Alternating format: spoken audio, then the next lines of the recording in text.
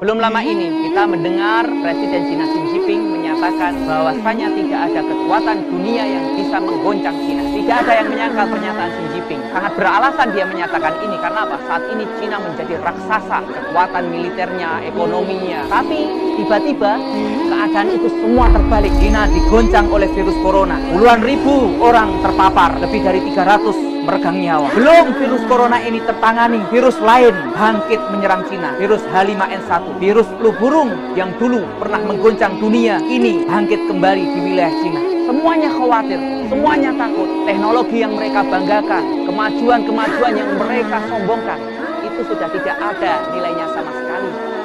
Sekarang mereka hanya bisa menunggu, hanya bisa berusaha.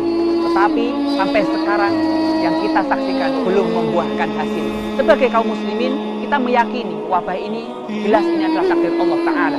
Tetapi sebagai kaum muslimin kita juga meyakini bisa jadi ini adalah doa-doa saudara kita yang terzalimi kepada pemerintah Cina, di mana Allah kemudian mengutus pasukan yaitu yang berwujud virus ini untuk membungkam kesombongan Cina, di mana Cina melakukan penindasan kepada saudara-saudara kita suku Uighur. Mereka disiksa, mereka dipaksa untuk meninggalkan Islam, puasa dilarang, Al-Quran dilarang, masjid-masjid dirobohkan, berhijab dilarang. Sekarang mereka melarang jilbab, bahkan melarang cadar.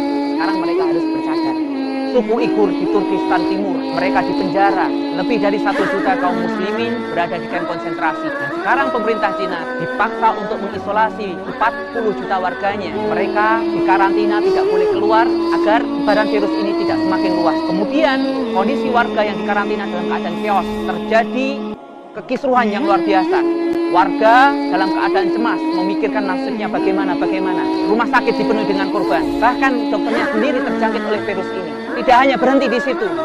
Warga Cina yang berada di luar negeri, mereka dicurigai, mereka dianggap sebagai ancaman. Di sebagian wilayah, di sebagian negara mereka dipulangkan, mereka dikarantina, mereka ditolak, seakan-akan mereka ini adalah pembawa bala. Dan inilah Cina yang menyombongkan dirinya di hadapan Allah, di hadapan manusia. Sekarang mereka tidak berdaya sama sekali. Maka ambillah pelajaran wahai orang-orang yang beriman. Maka ambillah pelajaran wahai orang-orang yang takut kepada Allah.